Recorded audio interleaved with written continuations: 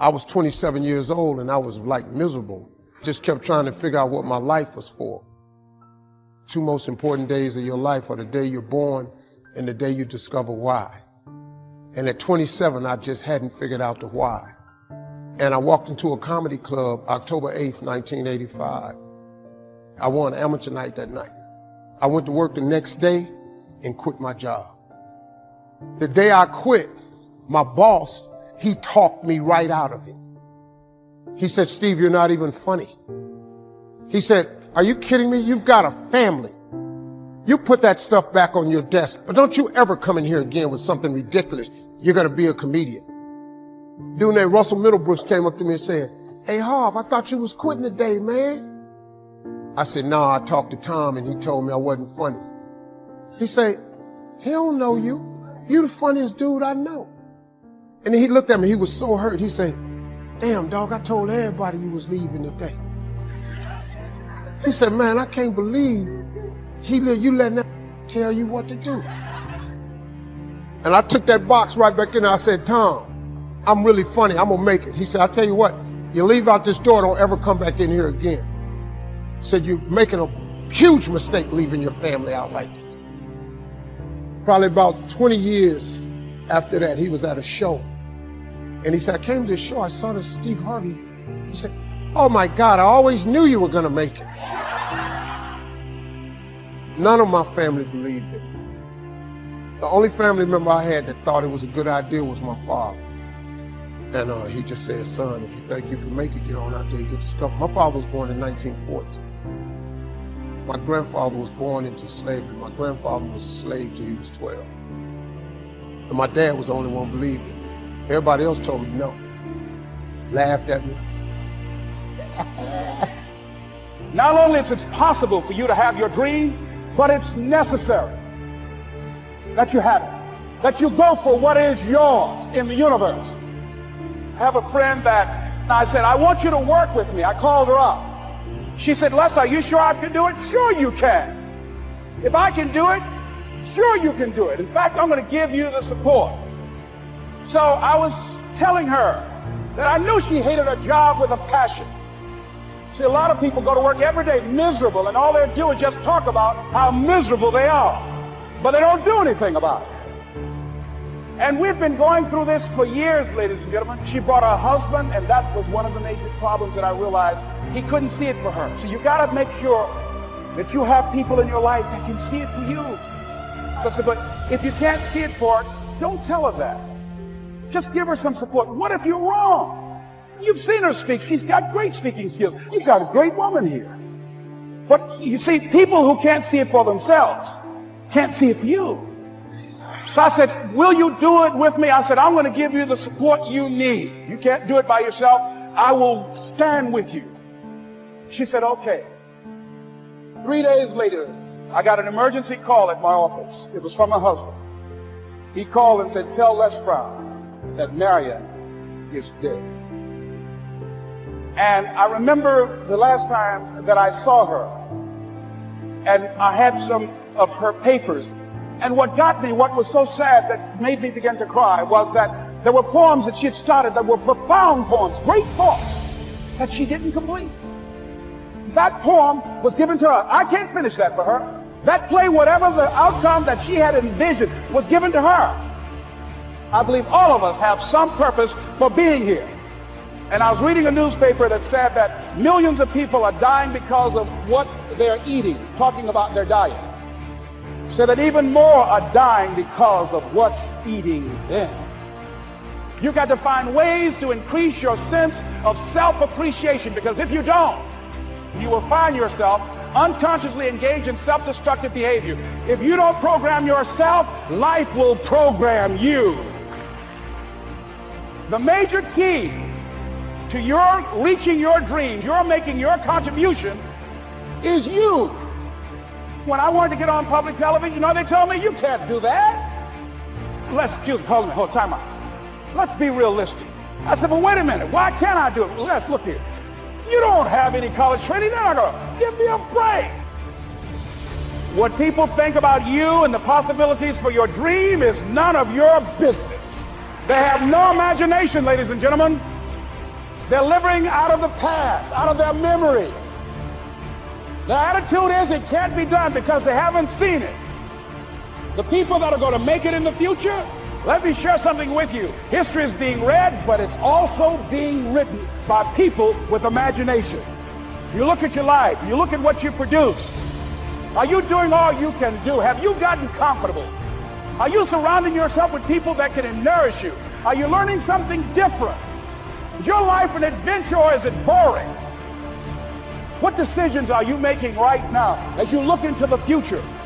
You don't want to ever put yourself in a situation where you have a limited vision and you're only using a limited amount of your talents and of your abilities. And I'm saying to you that it's necessary that you get outside of your comfort zone, that you do reading, that you do research. It's necessary that you don't be satisfied with where you are. If you want to make it today, it's necessary for you to constantly look at ways of getting better. This is not going to be it for my life. I deserve more than this. Think about Mr. Washington. Young man, yes, sir. What do you want to do with your life? I want to buy my mother a home, sir. I want to take care of my mother. I want to make my mother proud. How can you say you want to make your mother proud and you were in the dean's office the other day for fighting? Sir, they call me DT, the dumb twin. How do I get even, sir? Tell me. They pick on me all the time. I'm not like my brother. They always compare me to him. Mr. Brown, you want to get even? Yes, sir. Remember these words by Frank Sinatra. The best revenge is massive success. Become massively successful. That's how you become even. Mr. Brown, why did you sign those papers? I fought for you. I saw something in you. You've got greatness in you. I know you're not as fast as your brother. There's a hunger in you, sir. When I saw your name, I couldn't believe it. Why did you do that? Several teachers met with me and said that you wouldn't be with me at Florida A&M University to help me. I would not make it at Florida A&M. You've been like a father to me. I never would want to bring embarrassment to your name. He said, I don't care what they say. But did you believe that you could go there and graduate? Sometimes you have to believe in somebody's belief in you until your belief is in. Let us say together, it's possible. I can live my dreams. I will work on myself. I will retrain my thinking every day. I would read 10 to 15 pages of something positive every day. I will turn off my television and turn on my life. Let us say together, it's necessary to detoxify your life. Look at the people in your life and ask the question, what is this relationship doing to me? There are some people you need to let go. Let us say together, let go or be dragged. They're emotional vampires. They will drain you. Les, can I change them? No. It's a full-time job changing yourself. There's some people that's so negative, they can walk into a dark room and begin to develop. You're talking about earning more money. You got to be serious. People say money won't make you happy, but everybody want to find out for themselves. Here's something else. Write this down. You're going to fail your way to success. There are people who should be there to encourage you. They're going to be the #1 members of the discouragement club. You have a dream, think it not strange as you'll face the fiery furnaces of this world. You will have tribulations. And don't complain. Don't go around telling everybody. 80% don't care. 20% glad it's you. Suck it up and make it happen. Everybody, let us say together, leap and grow your wings on the way down. Wherever you are, whatever you're doing, do it with everything that you have. Develop the habit of giving more than what you're paid for. Develop the habit of setting standards that others will be measured by. Do not go where the path may lead, but go...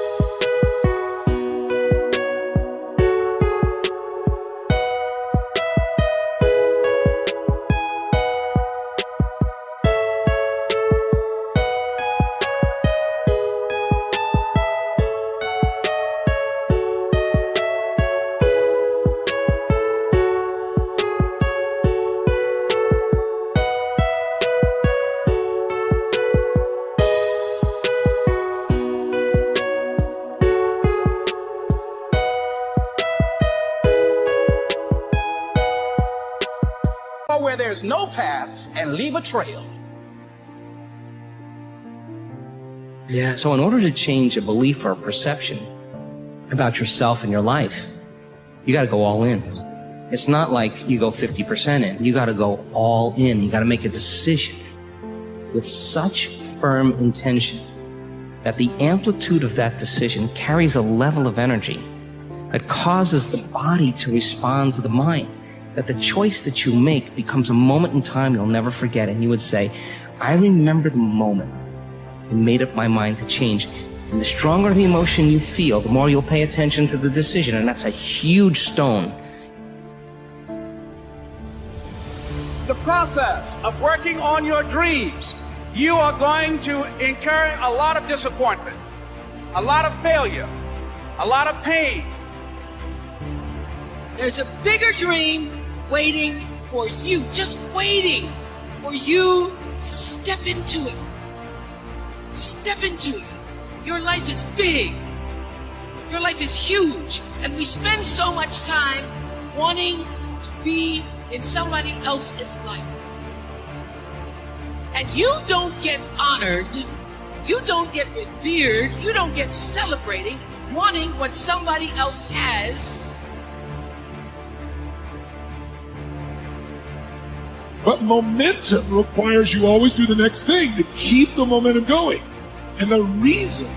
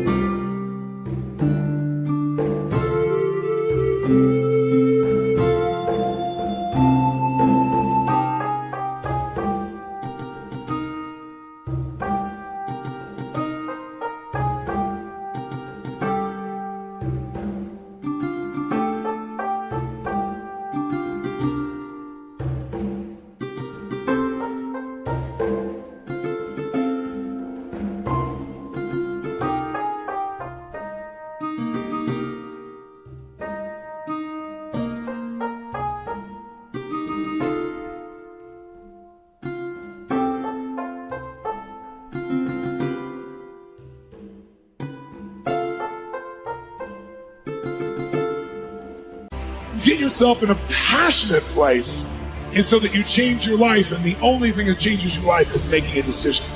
So while you're in this passionate state, that's where you make decisions. If you make a decision in a state without momentum, if you make a decision from a place where there's no passion, you are not going to get momentum. It'll kill momentum.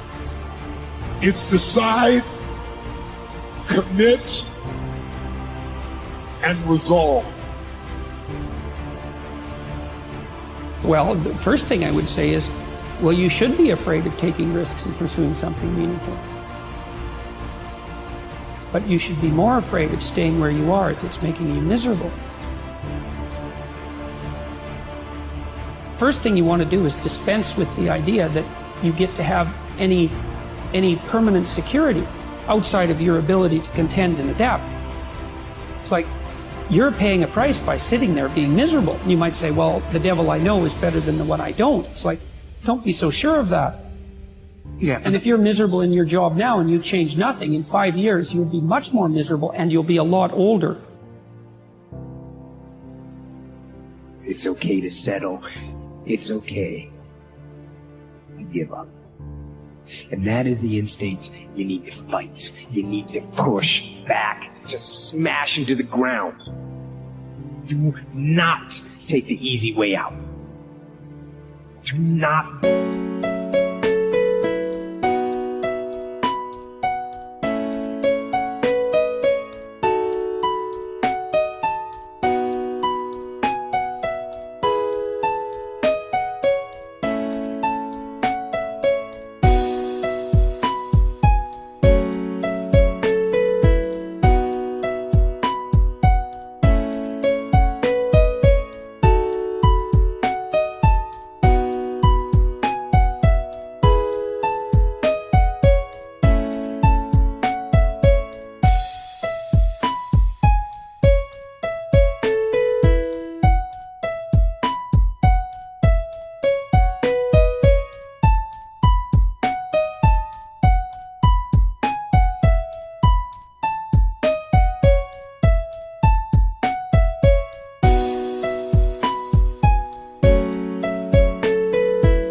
give up based on instinct. I don't remember now, I'm not talking about what makes you happy. It's a luxury to pursue what makes you happy. It's a moral obligation to pursue what you find meaningful. And that doesn't mean it's easy. It might require sacrifice.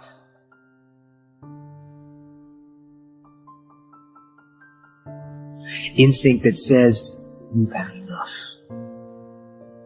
This is the instinct that says, you've given it your best shot. You can stand down.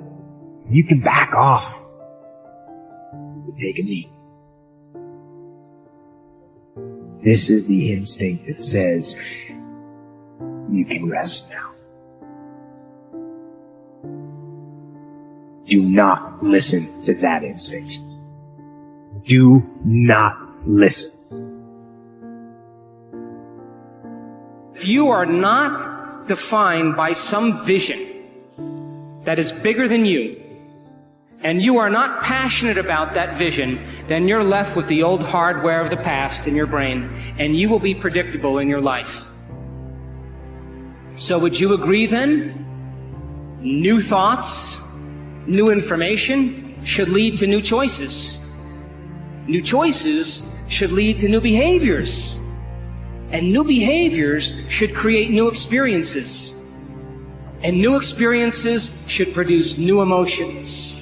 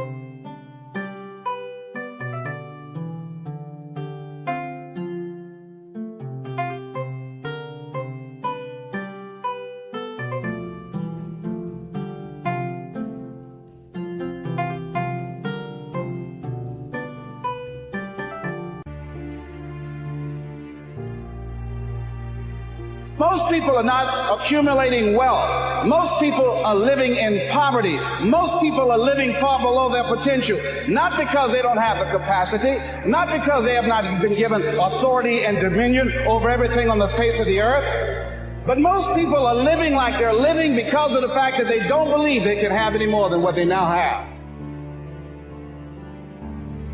A resilient person is capable of standing up to things in the face of fear and moving forward voluntarily, convinced of their own competence and ability to prevail. If you break, the fight is just beginning. And as you crawl up and out of that dismal and wretched place, as you rise above what you were, and as you take the form of who you are supposed to be, you will see that in the very act of standing up, in the very act of fighting on, you will become and you will remain unbroken. So every day you have to sell yourself and get out of your mind those old thoughts, that old belief system. Every day you got to sell yourself on that it's possible